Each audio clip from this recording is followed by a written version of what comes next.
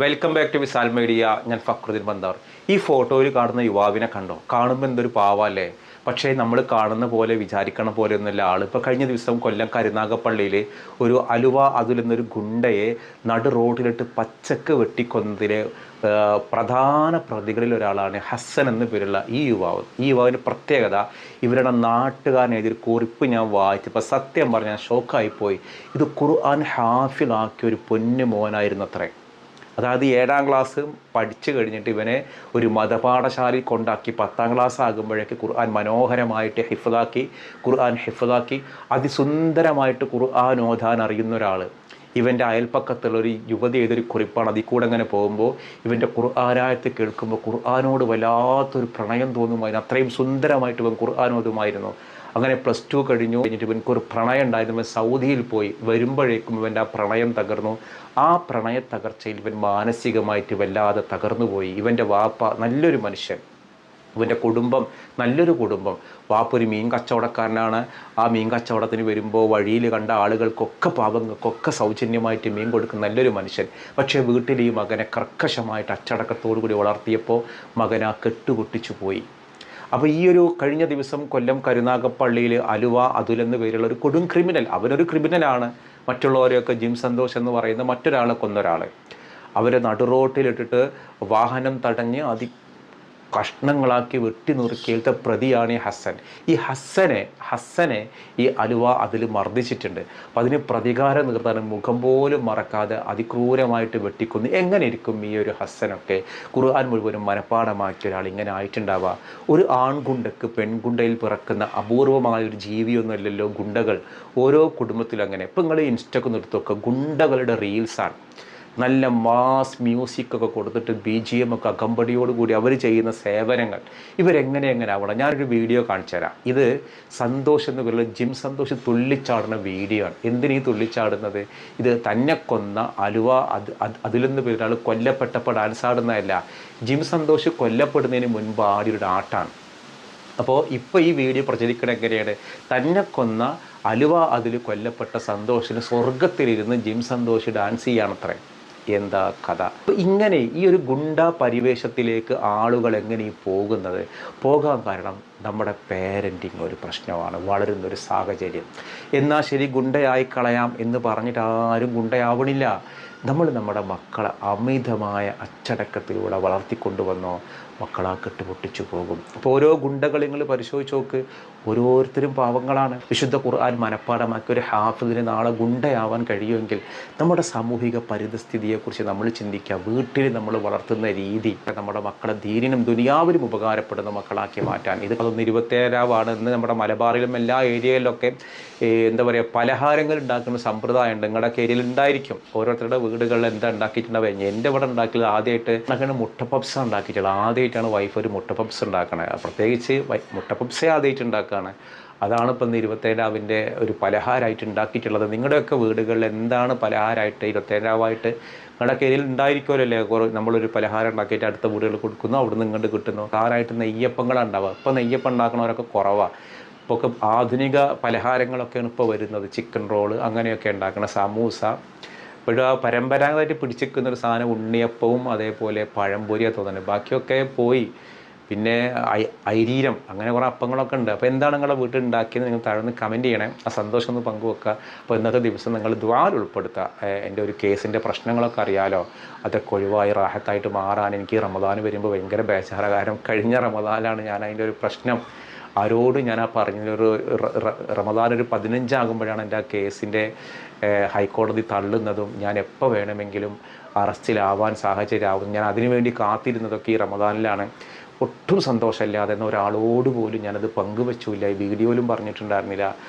എൻ്റെ വൈഫിനും ഉമ്മാനോട് തന്നെയല്ല, വളരെ വൈകിട്ടാണ് പറഞ്ഞത്. അങ്ങനെ ആരോടും പങ്കുവെക്കാതെ ഉള്ളിൻ്റെ ഉള്ളിൽ വിങ്ങലോട് കൂടിയിട്ട്. കാരണം എന്താ ഇപ്പോൾ ജയിലിൽ പോകാൻ ഞാൻ മനസ്സുകൊണ്ട് വിചാരിച്ചിരിക്കുകയാണേ. വേറെ അപ്പുറത്തേക്കൊന്നും ഞാൻ നീങ്ങണില്ല. ജയിൽ എങ്ങനെയാണ് എന്താണ് ഇതൊന്നും അറിഞ്ഞുകൂടെ. അങ്ങനത്തെ ഒരു അവസ്ഥയിലിരുന്ന ഈ ഒരു സമയമായിരുന്നത്.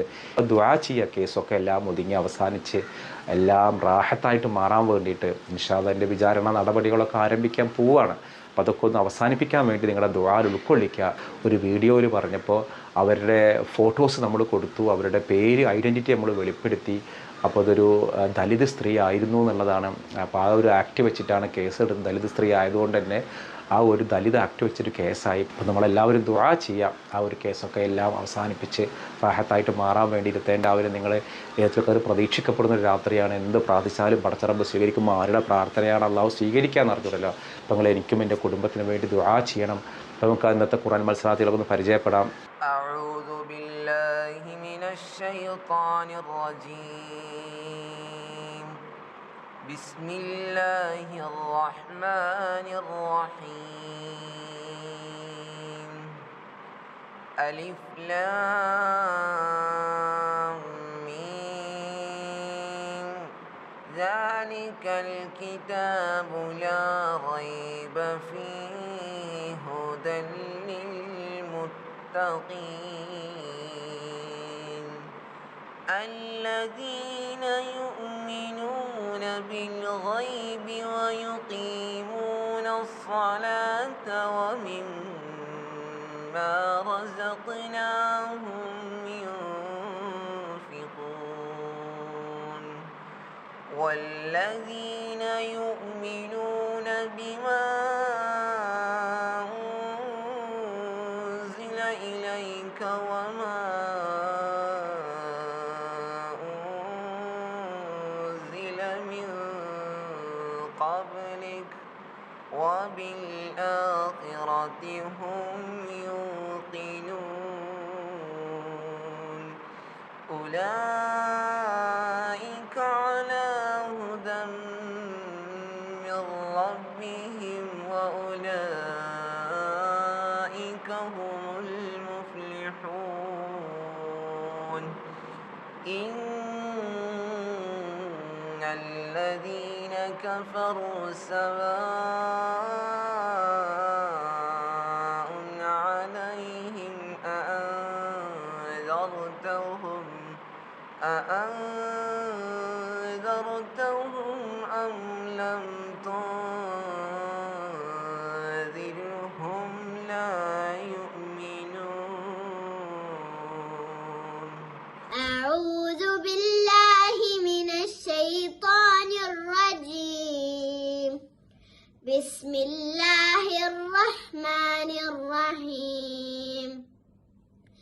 تبارك الذي بيده الملك وهو على كل شيء قدير. الذي خلق الموت والحياة ليبلوكم أيكم أحسن عملا وهو العزيز الغفور.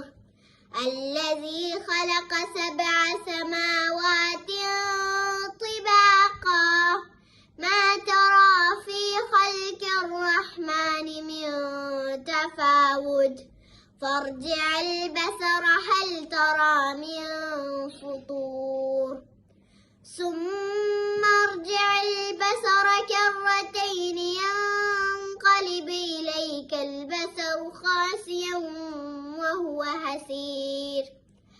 ولقد زينا السماء الدنيا بمصابيح وجعلناها رجوما للشياطين وأعتدنا لهم عذاب السعير. وللذين كفروا بربهم عذاب جهنم وبئس المصير. أعوذ بالله من الشيطان الرجيم. بسم الله الرحمن الرحيم. تبارك الذي بيده الملك وهو على كل شيء قدير.